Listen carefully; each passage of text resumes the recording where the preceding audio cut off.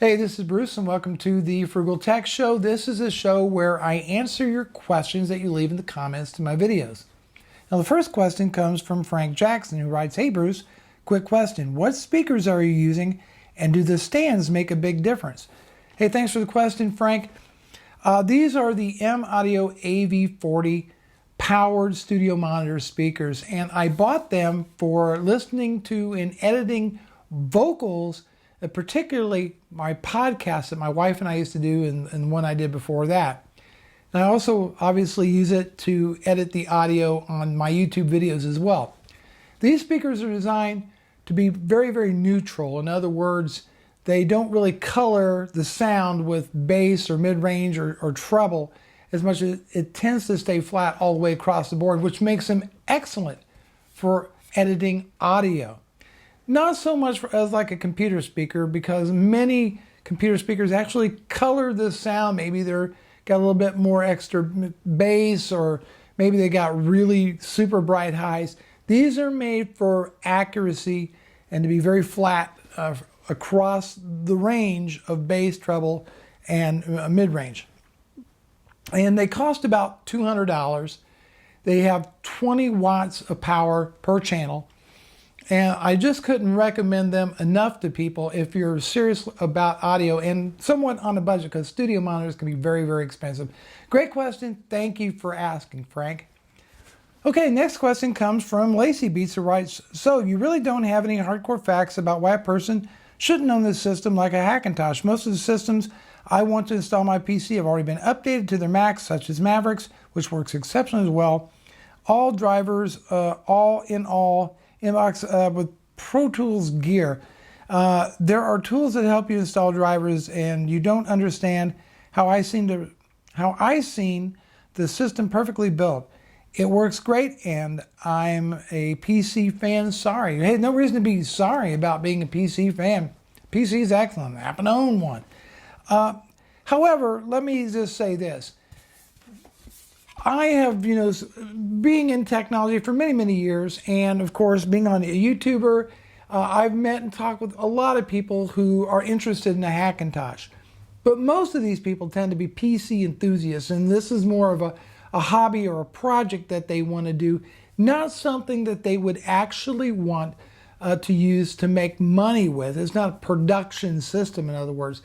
I think we tend to treat production hardware, ones we put our livelihoods or stake our livelihoods on. I think we tend to be a little bit more careful about that. Now, as far as hardcore facts, I'm not sure really what you're looking for, what you consider to be a hardcore fact. But I think if you go through forums, and I think there's a lot of anecdotal stories out there, people that ran into snags setting up a Hackintosh. And the thing is, if you're, say, you do video editing for a living or whatever, you definitely don't want to be committing your time to trying to keep a Hackintosh running. It's simpler just to buy a working Mac, go to work, and start making your money. Here's a tweet I just got the other day about Hackintosh. So take a look at that. That was written by Christos Alexio, or I'm not sure how you pronounce that.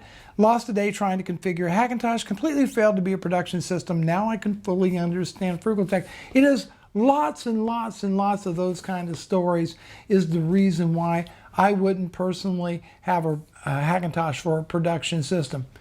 Also, you mentioned that you keep them updated to the Macs, such as Mavericks. Well, unfortunately, El Capitan has been out for some time now, so you're several versions of OS 10 behind on your Hackintosh. You might want to go ahead and get that upgraded. Thanks for the question, appreciate it. And finally, a comment from T.A. Grant. "Hey, I like the concept of your channel, but find your affinity for recommending overpriced and grossly under-spec'd Apple products to be not Frugal Tech. No hate, just telling you what I'm looking for. Peace." Yeah, I don't want there to be any misunderstanding about my channel. I believe in getting the most value for your money or your technology dollar. That's what I talk about a lot. Now, the name Frugal Tech came from starting my business, Frugal Brothers Software, and I was using YouTube as a mechanism to get people to come to my website. That's how all that came to pass. And I don't really want to be identified as constantly searching for the cheapest way to do things. What I do believe in is if you're going to spend money on something that's going to make you money, make sure that you get the most value for your money for that product. Or you understand what I'm getting at, I hope. That being put aside, this comment was left in reference to a video made from a viewer who wanted to know about whether they should get an iMac or a MacBook Pro. And I recommended the iMac.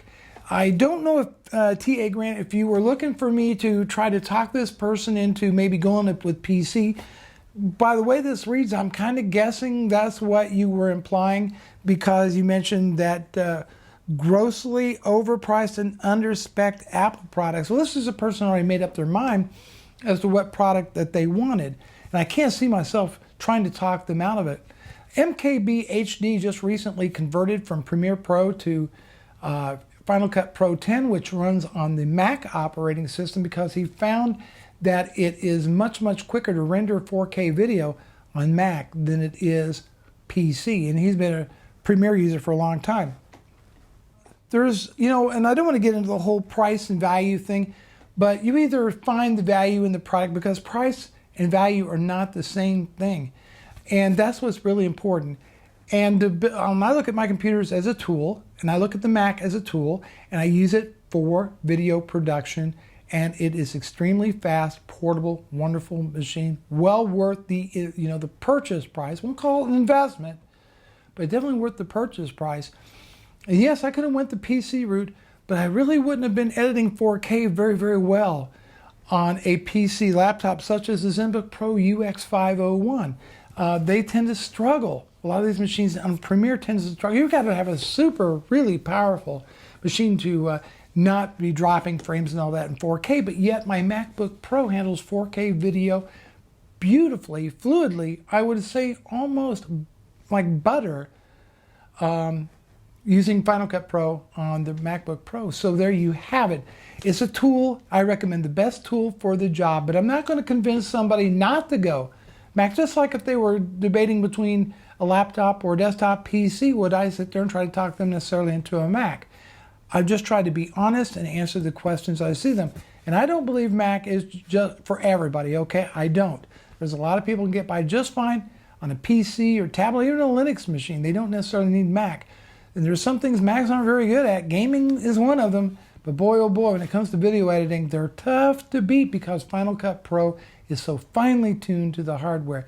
Remember, there is a difference between price and the value. And value is what Mac offers.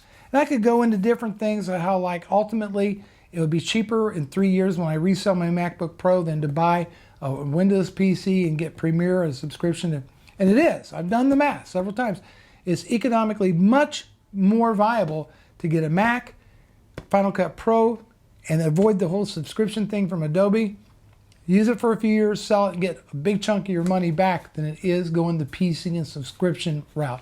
But thank you for your comment. If you don't like what we talk about on the Frugal Tech channel, I'm sorry. I do the best that I can and make the best videos I can. On that note, just want to ask you a question before I go. Hey, I like doing business videos. I would like to know if you think it's a good idea if I start a separate channel to produce business videos. Let me know in the comments down below. Till the next one, everybody. Take care.